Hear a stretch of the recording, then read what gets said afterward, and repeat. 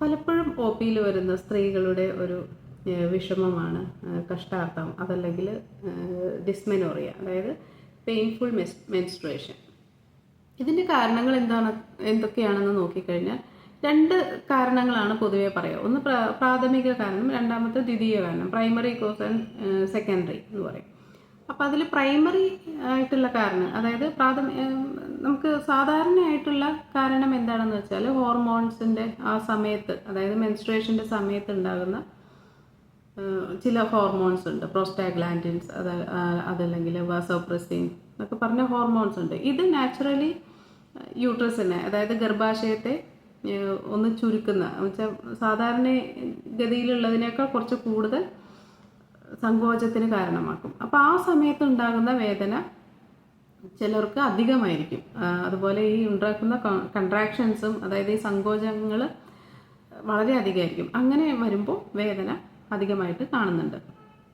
ചിലവർക്ക് വരുന്നത് എന്താണെന്ന് വെച്ചാൽ ഈ സമയത്തുണ്ടാകുന്ന സ്ട്രെസ്സ്, അതുപോലെ ഭയങ്കരമായിട്ട് ഫിസിക്കൽ ആക്ടിവിറ്റീസ് അതൊക്കെ കൂടുമ്പോഴും ചിലർക്ക് വേദന അധികമായിട്ട് കാണുന്നുണ്ട്. രണ്ടാമത്തെ കാരണം എന്ന് പറഞ്ഞാൽ നമ്മുടെ ഈ അണ്ഡാശയം, അതുപോലെ ഗർഭാശയം, ഈ ഗർഭാശയവുമായിട്ട് ബന്ധപ്പെട്ടുള്ള മറ്റുള്ള അവയവങ്ങൾ, ഇവിടെയൊക്കെ ഉണ്ടാകുന്ന മറ്റ് അസുഖങ്ങൾ, അതല്ലെങ്കിൽ ആ സമയത്തുണ്ടാകുന്ന ബാക്കിയുള്ള അസുഖങ്ങൾ കാരണമുണ്ടാകുന്ന വേദനയും ഇതുപോലെ വേദനയുള്ള ആർത്തവത്തിന് കാരണമാകാറുണ്ട്.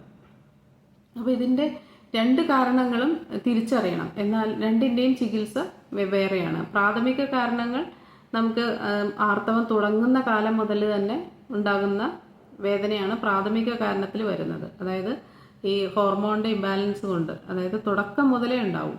ഈ കുട്ടി ആർത്തവം ആരംഭിക്കുന്ന ആദ്യത്തെ ആർത്തവം ആരംഭിക്കുമ്പോൾ തന്നെ ഇവർക്ക് വേദനയും അനുഭവപ്പെടാറുണ്ട്. രണ്ടാമത്തെ ദ്വിതീയ കാരണത്തിൽ, അതായത് സെക്കൻഡറി റീസൺസിൽ വരുന്നതാണ് പെൽവിക് ഇൻഫ്ലമേറ്ററി ഡിസീസ് എന്നൊക്കെ പറയുന്ന, നേരത്തെ പറഞ്ഞ ഗർഭാശയത്തോടനുബന്ധിച്ച അവയവങ്ങളിൽ ഉണ്ടാകുന്ന എന്ത് അസുഖങ്ങളും ചിലപ്പോൾ ഇതുപോലെ വേദനയുള്ള മാസമുറയ്ക്ക് കാരണമാകാറുണ്ട്. ചിലപ്പോൾ അത് ഫൈബ്രോയിഡ് ആയിരിക്കാം, അല്ലെങ്കിൽ എൻഡോമെട്രിയോസിസ് ആയിരിക്കാം.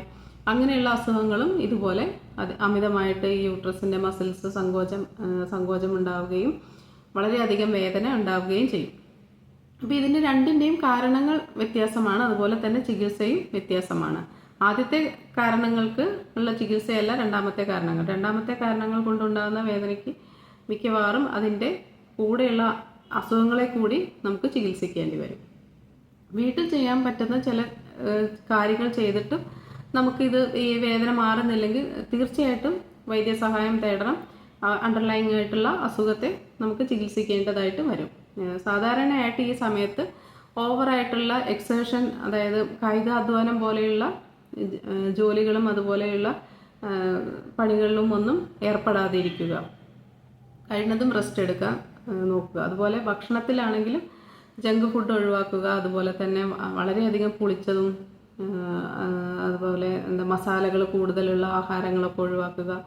ഗ്യാസ് ഉണ്ടാക്കുന്നതെന്ന് വെച്ചാൽ ഈസിലി ഡൈജഷൻ പറ്റുന്ന ആഹാരങ്ങൾ സ്വീകരിക്കുക. ഇതൊക്കെ ചെയ്തു കഴിഞ്ഞാൽ ഒരു പരിധിവരെ നമുക്ക് ആ വേദനയുടെ ഇൻറ്റൻസിറ്റി കുറയ്ക്കാൻ പറ്റും.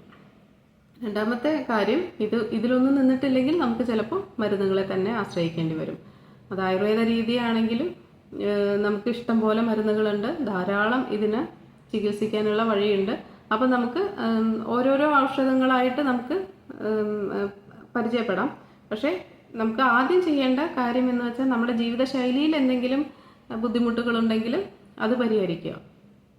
ചിലപ്പോൾ ഭയങ്കരമായിട്ട് മസാലയും പുളിയും ഉപ്പൊക്കെ ചേർന്ന ആഹാരം കഴിക്കുന്ന ആളായിരിക്കും, അതല്ലെങ്കിൽ സമയം തെറ്റി ഭക്ഷണം കഴിക്കുന്ന ആളായിരിക്കും, അതല്ലെങ്കിൽ വേണ്ടത്ര ആരോഗ്യം ഉണ്ടാവില്ല, ന്യൂട്രീഷ്യസ് ഫുഡ് കഴിക്കുന്നുണ്ടാവില്ല, ഭയങ്കരമായിട്ട് ക്ഷീണിച്ചിരിക്കുന്ന ആളായിരിക്കും.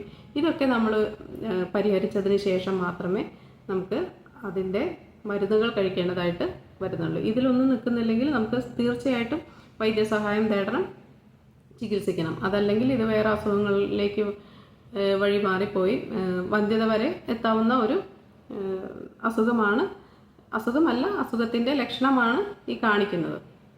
വീട്ടിലുണ്ടാകുന്ന ആ സമയങ്ങളിൽ, മാസമുറയുടെ ആ സമയങ്ങളിൽ നമുക്ക് ഭക്ഷണത്തിൽ ഉൾപ്പെടുത്താവുന്ന കാര്യങ്ങളാണ് ജീരകം, അതുപോലെ ഈ കായം, അങ്ങനത്തെ ഭക്ഷണത്തിൽ അങ്ങനത്തെ ഉലുവ ഇതൊക്കെ ഉപയോഗിച്ച് കഴിഞ്ഞാൽ ഒരു പരിധിവരെ നമുക്ക് വേദന കുറയുന്നതാണ്. സാധാരണ പ്രത്യേകിച്ച് വേറെ ഒരു കാരണവും ഇല്ലാത്ത വേദനയാണെങ്കിൽ സാധാരണയായിട്ട് ഇതൊക്കെ ഉപയോഗിച്ച് കഴിഞ്ഞാൽ ഒരു പരിധിവരെ വേദന കുറയുന്നതാണ്.